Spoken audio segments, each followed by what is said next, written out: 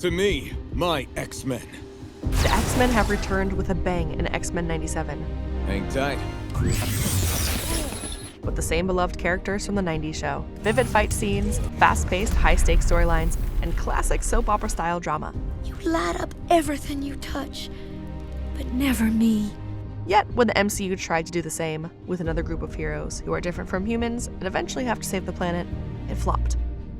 What did X-Men get so right, and the Eternals get so wrong? And what can Marvel learn from the success of X-Men 97? X-Men and the Eternals both have a lot of characters to juggle, while also packing in a lot of plot. You might argue that X-Men had an extra hour and a half of runtime to explore characters, but the Eternals had plenty of time to cut filler scenes and instead focus on depth. X-Men is much more efficient with using its runtime to develop characters. Let's look at two leaders. X-Men Cyclops would normally be a bland Boy Scout character. You either follow orders like the other members of this team or you're out of it! But we actually see a lot of depth. We watch him grapple with his new role as a leader. I don't get it, Jean. Did the professor not trust me? He experiences isolation and self-doubt, especially in light of Professor Xavier's absence, and Magneto's sudden arrival. Everything he built, everything he fought for, now belongs to me. On top of that, we experience the grief of Cyclops having to give up his son. Don't any of you know how it feels to be abandoned? In Eternals, Cersei is also thrust suddenly into leadership. Ajak has chosen you to take her place as the Prime Eternal. And loses family. But we barely see any self-doubt beyond this. I'm not even sure why Ajak chose me to lead. And no grief beyond a few token crying scenes. Why Ajak? Moving on to X-Men Storm, we see her dramatically lose her powers. The breeze is gone. I cannot feel it. Which prompts her to leave the team for a time to explore her new reality, and shows us the more vulnerable side of the always powerful weather goddess. Enough! Let me out! Let me out! We get a large portion of screen time dedicated to her subsequent identity crisis. Get used to it. You're not an X-Man anymore. That she has to overcome to regain her powers. For I am lightning!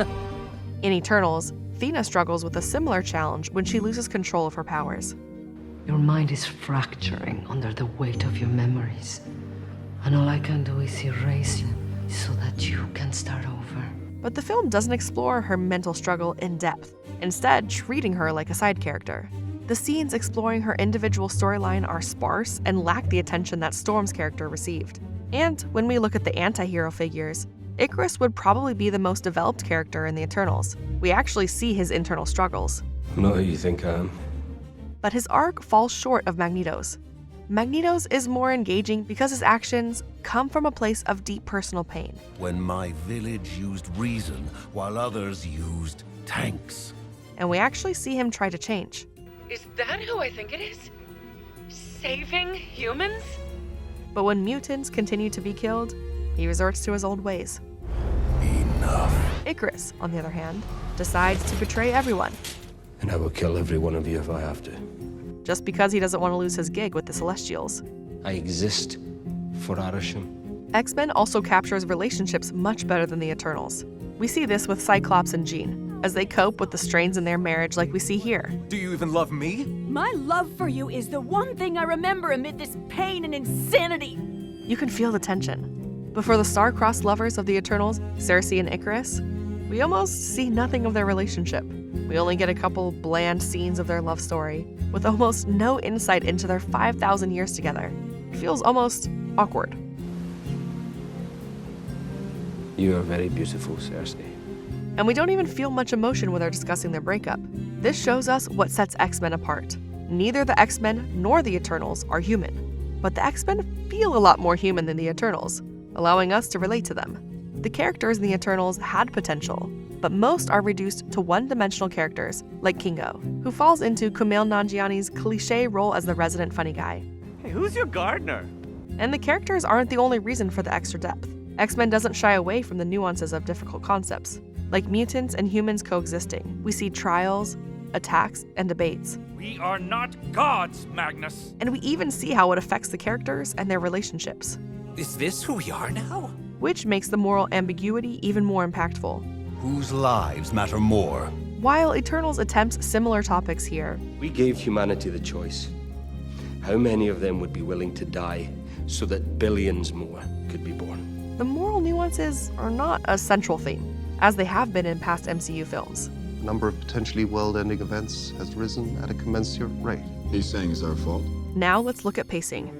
X-Men is fast-paced throughout, moved along by colorful visuals, frequent battle scenes, and quick plot twists. Charles Xavier! At times, it almost feels too fast. And we even lose sight of characters like Bishop, who just leaves after a few episodes. One moment we're engrossed by a Gambit Rogue Magneto love triangle. You gonna accept his offer? And the next, Genosha is being attacked. Gambit, how many? Too many. But the Eternals loses momentum almost as soon as the film begins, with this crawling start.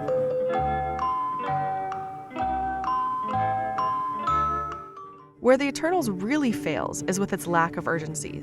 The plot is slowed by frequent flashbacks and long-winded exposition dumps, like this one. Our universe That feels more like a science documentary than a Marvel movie. is a constant exchange of energy.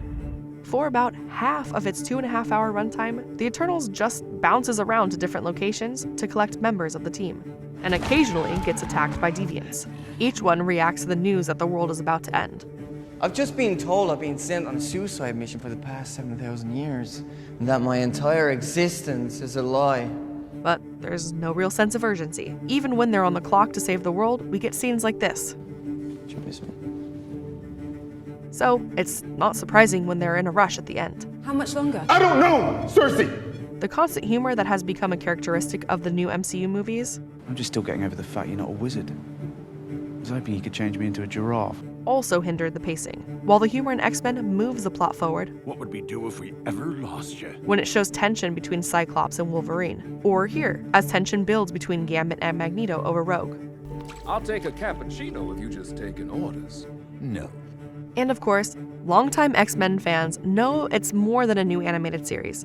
It's a nostalgic nod to the original, which is another place where X-Men 97 finds its strength. It rides the line between a good show for both original fans and newcomers alike. It picks up where it left off in the 90s.